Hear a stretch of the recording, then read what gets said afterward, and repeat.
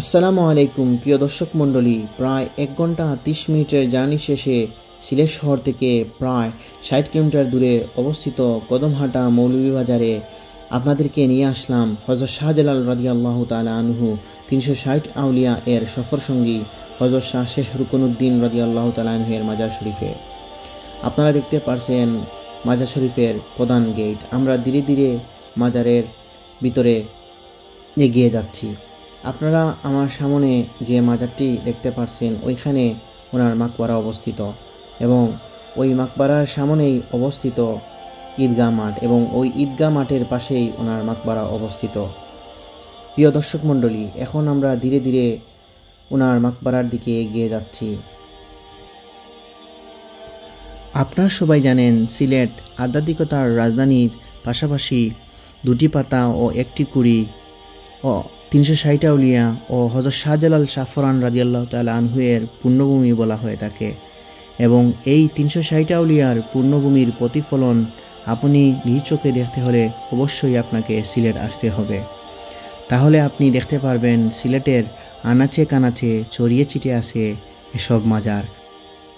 প্রিয় দর্শক মণ্ডলী, আপনারা দেখতে পারছেন হযরত শাহজালাল রাদিয়াল্লাহু তাআলা আনহু এর 360 আউলিয়ার অন্যতম সফর সঙ্গী হযরত শাহ রুকনুদ্দিন রাদিয়াল্লাহু তাআলা আনহু এর মাজারের ভিতরের অংশ।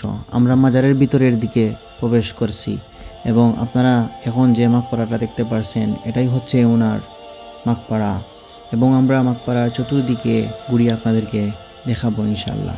আপনারা আমার সম্মুখে কালো ব্ল্যাকবোর্ডে যে লেখাটি দেখছেন ওইখানে জিয়ারতের নিয়মাবলী লেখা আছে। আপনারা কিভাবে জিয়ারত করবেন পূর্ণাঙ্গ বিস্তারিত ওই বোর্ডে পেয়ে যাবেন। আমি ধীরে ধীরে মাজারের চতুর্দিক ঘুরিয়ে আপনাদেরকে দেখাচ্ছি।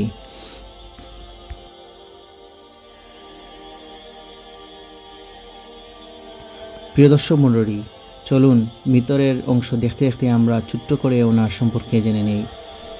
সৈয়দ রুকনুদ্দিন রাদিয়াল্লাহু তাআলা আনহু উনি একজন বিশেষ অলি ছিলেন। হযরত শাহজালাল রাদিয়াল্লাহু তাআলা আনহু এর নির্দেশে ইসলাম প্রচারের উদ্দেশ্যে তিনি বের হন। বিভিন্ন স্থান ভ্রমণ করে রাজনগর থানার কদমহাটা মৌজায় এসে তার পা মাটির সঙ্গে আটকে যায়। এজন্যই সেখানে তিনি আস্তানা স্থাপন করে ইসলাম প্রচার করতে থাকেন। আর এজন্যই এখানকার নাম রাখা হয় কদম আটকা এবং পুরো মৌজার নাম কদমহাটা বলে পরিচিত হয়ে ওঠে এবং কদমহাটার ঈদগাহের নিকটেই উনার মাজার অবস্থিত।